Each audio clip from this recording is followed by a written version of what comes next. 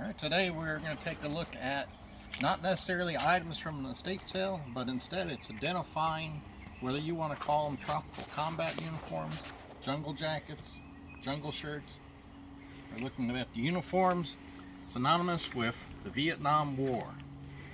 There are a total of 5 different patterns with various characteristics that'll tell you what year the uniform would have been made.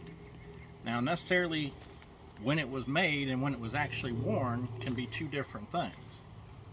And all jungle jackets were not necessarily worn in Vietnam. There was Army units that were wearing these still in the 80s, and they were still available at some PXs on the bases in the 90s. So if you find a jungle jacket at an estate sale or yard sale, it doesn't necessarily mean that it was worn in Vietnam. But let's go ahead and take a look at what's called the first pattern. This was the original jungle shirt, jungle jacket, issued mainly to special forces and advisors early on in the Vietnam War. It would have been 1963, 1964, would have been the contract years. And let's take a look at some of the characteristics. If you see here how there's a little bit of a shine or sheen to these buttons, that's a characteristic of a first pattern jungle shirt. And an even bigger characteristic is how when these buttons, they're called exposed buttons because they're exposed even when they're buttoned. This is something that was only on the first pattern shirt. And we also see that there's a spot above each of the pockets for pins. And we see that on the pockets, they had so that if there were any water that were to get into the pockets, it could drain out easily.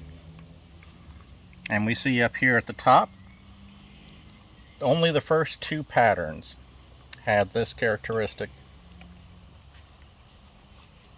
And then we notice when we look here at the buttons, we get a total of 6 buttons.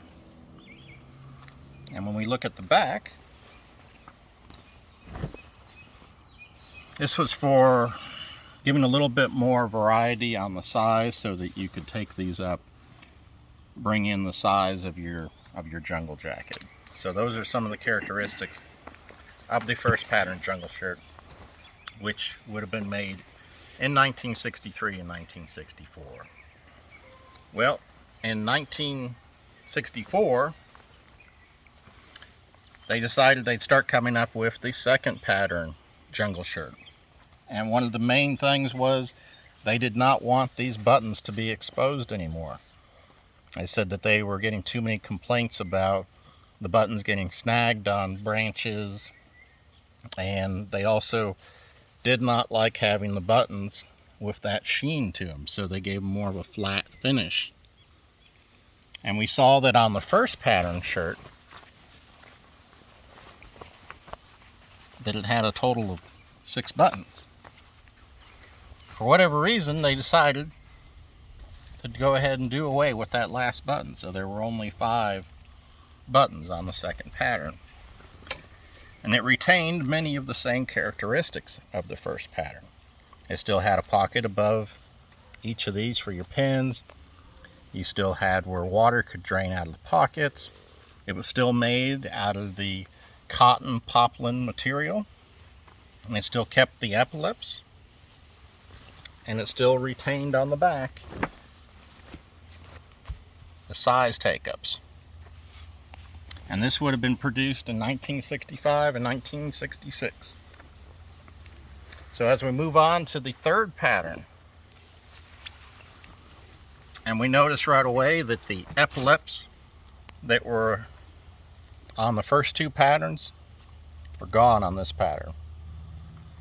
And we notice that the little things for the pins are still there. But when we look at the pockets, no drain holes on the third pattern. And when we look on the back, this was the first time had a back yoke. When we look at the second pattern, for an example, you'll notice that there's no No back yoke on the second one. On the third pattern, they added that.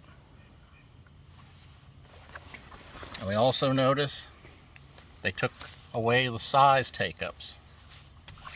So that was the third pattern.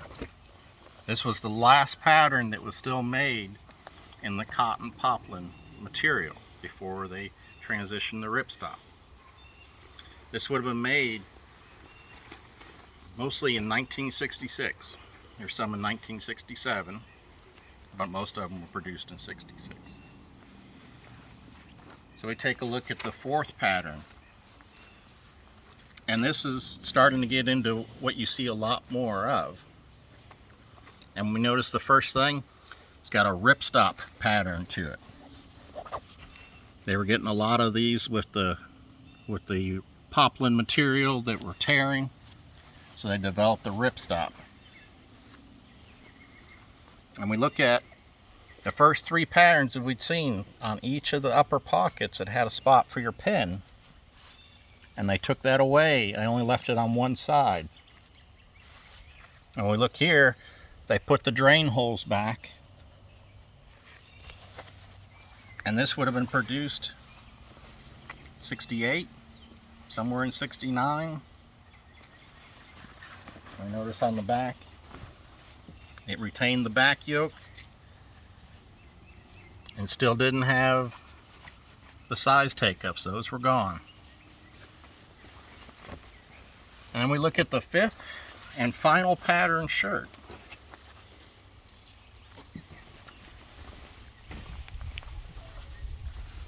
And we notice that once again it's ripstop material, just one pen pocket.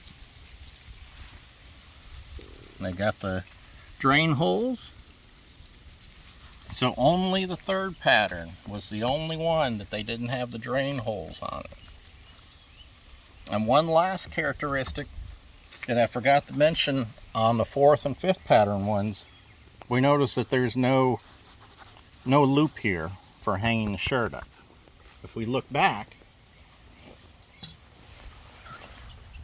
the third pattern shirt was the last one that had that. So on the fourth and fifth pattern, they don't have this for hanging your shirt up.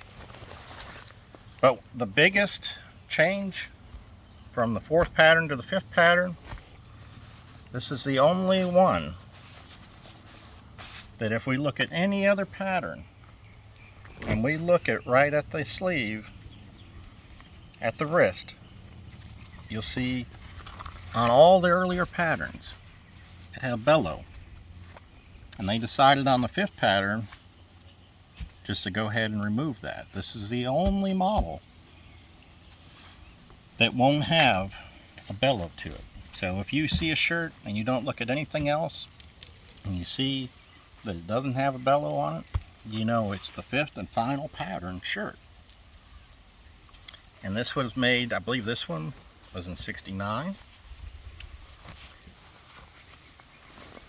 You see it still has all the same characteristics as the fourth one.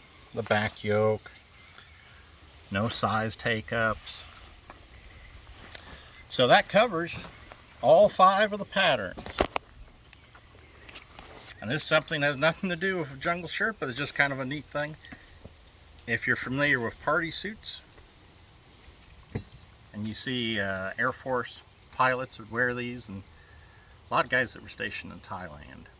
And you see, you had the party suit that were wild colors and all types of patches on them.